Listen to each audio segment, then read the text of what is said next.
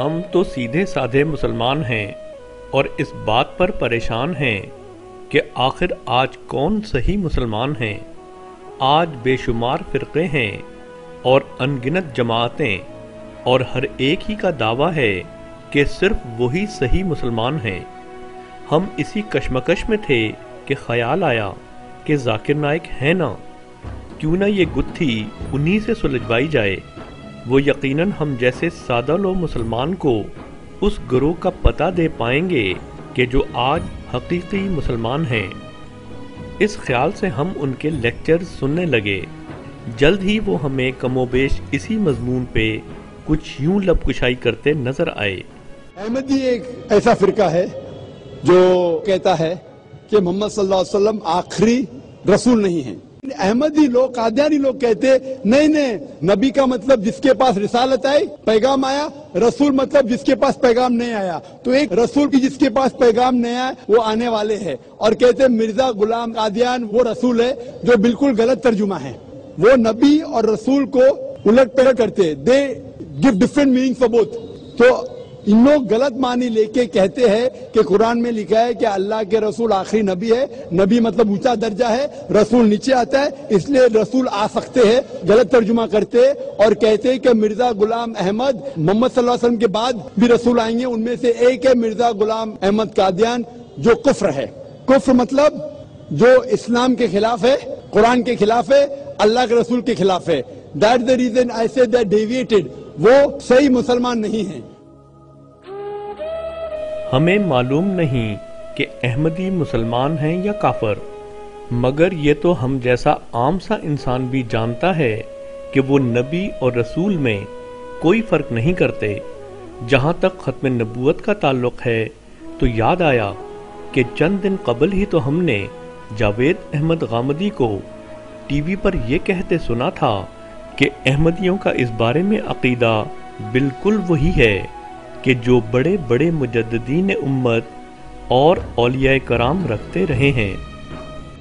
نبوت کے سلسلے کے بارے میں یہ بیان مجدد صاحب کو دیکھ لیجئے، یعنی مکتوبات میں بیان کرتے ہیں کہ صرف اتنی بات ہم کہتے ہیں کہ نبوت اپنے منصب کے لحاظ سے ختم ہوئی ہے، کمالات کے لحاظ سے ختم نہیں ہوئی۔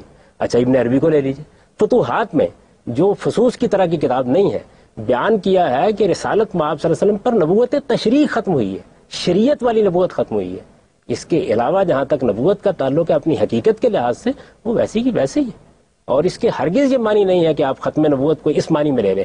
وہ حدیث نقل کرتے ہیں وہاں ان قطعت النبوہ، تو اس کا مطلب کیا ہے؟ اس کا مطلب یہ ہے کہ تشریح نبوت ختم ہوئی ہے۔ میں نام نہیں لینا چاہتا، لیکن میں یہ کہتا ہوں کہ جن لوگوں کے خلاف اس زمانے میں ہم ہنگامہ کرتے رہے ہیں، وہ اس سے زائد کون سی بات کہتے ہیں؟ یہ سری الفاظ میں بیان ہوا ہے، آپ اجازت دیں گے میں سنا دوں گا۔ یا اللہ، یہ کیا ہوا؟ یہ دو ہی تو جواز تھے کہ جو ذاکر نائک نے احمدیوں کے کفر کی دلیل کے طور پر پیش کیے تھے، اور یہ دونوں ہی غلط نکلے۔ دل کی پریشانی کو کچھ کم کرنے کے لیے ہم نے سوچا کہ ذاکر نائک سے غلطی ہوئی تو کیا ہوا، گرتے ہیں شہسوار ہی میدان جنگ میں۔ جب سارے ہی فرقوں کے مولوی حضرات احمدیوں کو کافر کافر کہتے ہیں تو ضرور یہ کافر ہی ہوں گے۔ چلو نبی اور رسول کے معنی عدل بدل نہ کرتے ہوں گے، اور نہ ہی ختم نبوت کی کوئی ایسی تفہیم کرتے ہوں گے کہ جو مسلمہ بزرگان امت پہلے سے نہ کر چکے ہوں، مگر یہ تو ہو سکتا ہے نا کہ وہ کلمہ، نماز اور قرآن کو نہ مانتے ہوں، تبھی تو کافر کہلاتے ہوں، یا ایسے کام کرتے ہوں جو برے ہوں اور جنہیں قرآن کریم منع کرتا ہو۔ سو ہم دل کی تشفی کے لیے کسی مولانا کی کوئی ایسی ہی دلیل اور ثبوت والی ویڈیو تلاش کرنے میں لگ گئے۔ ابھی چند قدم ہی چلے ہوں گے کہ مولانا چنیوٹی کی یہ ویڈیو دیکھ کر ہکا بکا رہ گئے۔ میں نے کل بھی کہا تھا، کوئی مسلمان جلدی سے عیسائی نہیں بنتا، یہودی نہیں بنتا، ہندو نہیں بنتا، کایا نہیں بن جاتا ہے۔ جب ہندو سے اس لیے نہیں بنتا، وہ سمجھتے میں اسلام سے نکل کر کفر میں جا رہا ہوں، اور قایانی اس لیے آسانی سے بن جاتا ہے، وہ سمجھتا میں اسلام سے اچھے اسلام میں جا رہا ہوں۔ وہ تو اچھے مسلمان ہیں، کلمہ پڑھتے ہیں، نمازیں پڑھتے ہیں، مسجدیں بناتے ہیں، قرآن چھاپتے ہیں، اچھے کام کرتے ہیں۔ اوہ میرے اللہ، احمدی تو وہی کلمہ پڑھتے ہیں، نمازیں پڑھتے ہیں، قرآن کریم شائع کرتے ہیں اور اچھے کام کرتے ہیں، اور ہیں پھر بھی کافر کے کافر۔ واشهد ان محمدا عبدہ۔ اس موقع پر دل ناتواں کو سہارا دینے کی خاطر ہم نے اسے سمجھانے بجھانے کی کوششیں شروع کر دیں، یہ کہہ کر کہ کلمہ، نماز، قرآن اور اچھے کام یہ سب دکھاوا بھی تو ہو سکتا ہے۔ یقیناً عملی اور کاروباری زندگی میں احمدی بے ایمان ہوں گے، اور دوسرے مسلمانوں کے برعکس اس میدان میں احمدیوں کا بے ایمان ہونا کھل کر سامنے آ جاتا ہوگا۔ تبھی تو سارے مولوی انہیں بے ایمان، غیر مسلم، کافر اور نہ جانے کیا کیا کہتے ہیں۔ ابھی ہم اپنی بڑھتی ہوئی پریشانیوں میں کچھ افاقہ پیدا کرنے کی اسی کوشش میں تھے کہ ایک پاکستانی وزیر مملکت نے لائیو ٹی وی شو میں ساری دنیا کے سامنے یہ اعتراف کر کے دل پر ایک اور بجلی گرا دی کہ آج اگر کوئی عملی اور کاروباری زندگی میں ایماندار ہے تو وہ صرف اور صرف احمدی ہے۔ میرے ضلع میں 4 شوگر ملیں ہیں، اور یقین جانے ایک مل جس کا میں دعوے سے کہتا ہوں جو مسلمان نہیں ہے، وہ مسلمان نہیں ہے، اس کو ہم قادیانی کہتے ہیں، وہ ایک کاروبار ٹھیک کرتی ہے۔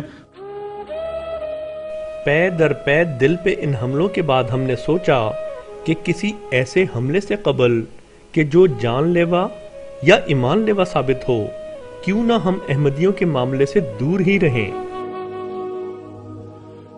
جیسا کہ اکثر ہمارے علماء حضرات ہم عوام الناس کو مشورہ بھی دیتے ہیں۔ چنانچہ اب ہم نے اپنی تمام تر توجہ مسلمانوں میں سے صحیح مسلمان جماعت کی تلاش پر مرکوز کر دی۔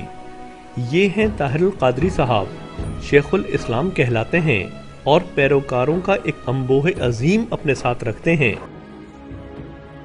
ہم نے سوچا کہ یہ تو ضرور صحیح مسلمان ہوں گے، کیونکہ اس جماعت پر تو ذاکر نائک نے کبھی کفر کا حکم نہیں لگایا نا۔ ابھی ہم انہی سوچوں میں تھے کہ کیا دیکھتے ہیں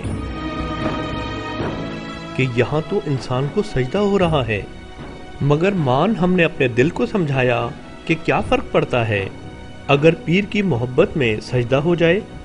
ان کے اسلام پر ہم کیوں کر شک کر سکتے ہیں کہ جن پر ذاکر نائک جیسے ہر شے پر نظر رکھنے والے نے کبھی کفر کا حکم نہیں لگایا۔ پیر ہیں، باروب ہیں، جلوہ گر ہیں، کیا ہوا جو فرط جذبات میں اس کے مرید اس کے آگے سجدے میں گر پڑیں؟ بھلا اسلام ایسا کمزور ہے کہ جو زندہ پیر کو سجدہ کرتے ہی ضائع ہو جائے؟ نہیں، یہ تو مسلمان ہیں، پکے مسلمان۔ ابھی ہم قادری گروپ کے اسلام کا دل کو یقین دلانے میں مصروف ہی تھے کہ کیا دیکھتے ہیں کہ مسلمان تو ایسے بھی ہیں جو قبروں پر سجدہ کر رہے ہیں۔ دل سے خود بخود آواز آئی کہ یہ قبر پرست گروہ تو ضرور دار اسلام سے خارج ہوگا، مگر یہ جان کر ہم سخت مایوس ہوئے کہ ذاکر نائک نے تو ان قبر پرست بریلویوں کو بھی کبھی دار اسلام سے خارج قرار نہیں دیا۔ ارے ہم ہی کم علم ہیں، وگرنہ ان باتوں سے کسی کے اسلام میں کوئی فرق تھوڑا ہی پڑتا ہے۔ ہم اپنے دل کو سمجھاتے بجھاتے یہاں سے بھی آگے چل دیے۔ ابھی 2 قدم بھی نہ چل پائے تھے کہ ایک علامہ کو یہ کہتے سنا کہ انسان تو انسان، حیوان کو سجدہ کرنا بھی واجب ہے۔ نہیں بچ رہا تھا بچہ قائد اعظم کی دادی کے یہاں، 11 ہوئے اور مر گئے۔ دادی پریشان، پڑوسن نے کہا کیا پریشانی ہے، بچے گا بچہ۔ ذوالجناح آئے تو اس کے گھٹنے کے سامنے سجدہ کر لینا، جہاں اس کے سم ہیں وہاں سڑک پہ جا کے پیشانی رکھ دینا اور کہنا، ذوالجناح سے کہنا بیٹا دے، اور زندہ رکھ۔ ذوالجناح سے بات چلی، پاکستان پہ ختم ہوئی تو پتہ چلا پاکستان ذوالجناح کے سموں کا صدقہ ہے۔ کا صدقہ، گھوڑے کا صدقہ. ارے اب جملہ سن لو، چونکہ ذوالجناح کی وجہ سے یہ ملک بنا، پورے ملک کی آبادی کو ذوالجناح کے سموں پر سجدہ کرنا چاہیے. پاکستان کا مطلب گھوڑا، بڑا شریف گھوڑا تھا. قائد اعظم کی دادی کی سن لی، تبھی تو عورتیں کان میں دل دل کے جانے کیا باتیں کرتی ہیں اور سال بھر میں پوری ہو جاتی ہیں. ارے حسین کا شبی کا گھوڑا جب دعائیں پوری کر دیتا ہے تو حسین کیا ہے جو رب بن جاتے. یہ سب دیکھ اور سن کر ہمیں یقین ہوا کہ گھوڑے کو سجدہ کرنا، اس سے دعائیں مانگنا اور حضرت حسین رضی اللہ تعالیٰ عنہ کو رب کہنا، یہ تو ایسے امور ہیں کہ جن کے بارے میں کفر کا کوئی شک باقی نہیں رہتا. مگر یہ جان کر ہماری حیرت کی کوئی انتہا نہ رہی کہ ایسے شیعہ گروہ کو بھی ذاکر نائک نے کبھی دو ٹوک لفظوں میں غیر مسلم یا کافر نہیں کہا، بس صرف قادیانیوں کے بارے میں ایسا کہا ہے. مرتے کیا نہ کرتے، ہم نے دل سے کہا کہ کیا تو ذاکر نائک سے زیادہ جانتا ہے؟ جب وہ اس گروہ کے عقائد کو کفر نہیں کہتے تو آخر تو کون ہے جو ایسا سوچتا ہے؟ آخر گھوڑا بھی تو اللہ تعالیٰ کی تخلیق ہے، اسے سجدہ کرنے سے کون سا آسمان ٹوٹ پڑتا ہے؟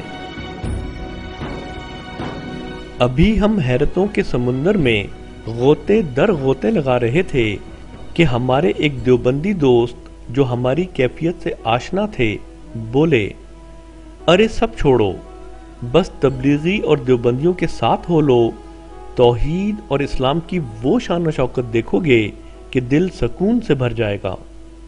ابھی موصوف جملہ پورا بھی نہ کر پائے ہوں گے کہ ہمارے ایک دوسرے دوست جو شہباز قلندر کے معتقدین میں سے ہیں، انہوں نے ایک دیوبندی پیر جناب امین صاحب کی یہ ویڈیو لگا دی. آقا جی کا کتا ہے، گورا ہے یا کالا ہے، تو آقا جی کی عظمت کے سامنے ہمارے تو کچھ نہیں ہے، تو آقا جی کے کتے بن کے ہو ہو کرو.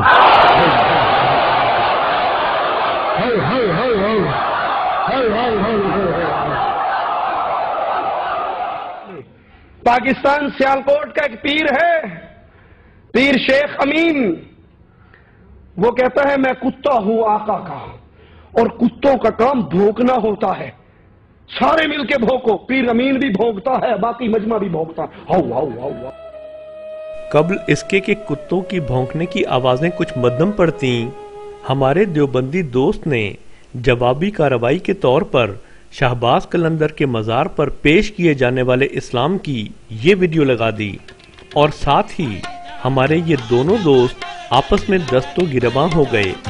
سرکار کہنے جڑا تمال نہیں پائے گا او دی حشر نو کدی بھی بخشش نہیں ہوئے گی. ہم کبھی انہیں دست و گریباں ہوئے دیکھتے اور کبھی اس اسلام کو دیکھتے جو نماز، روزہ اور قرآن کریم کے بجائے دھمال ہی کو ذریعہ نجات قرار دے رہا ہے، اور ساتھ ہی یہ خیال بھی دل کی پریشانی کو عروج پر پہنچاتا رہا کہ ایسے ایسے گروہوں پر بھی ذاکر نائک نے کبھی کفر کا حکم نہیں لگایا، بس صرف ان پر لگایا ہے کہ جن کے بارے میں مخالفین بھی یہ تسلیم کرتے ہیں کہ اس دور میں مرزا غلام احمد جس طرح اسلام کو سمجھے ہیں ایسا بہت کم لوگ سمجھیں. یہ سنا ہے کہ انہوں نے کہا کہ اگر کوئی شخص آج اسلام زندہ دیکھنا چاہے تو قادیان میں جا کے دیکھے. سر سید احمد خان نے بھی مولانا سید میر حسن کو منع کیا تھا کہ ان کے ساتھ جھگڑا کرنے کی ضرورت نہیں ہے، ہمیں کیا ان کا جو بھی عقیدہ رہے ان کے پاس،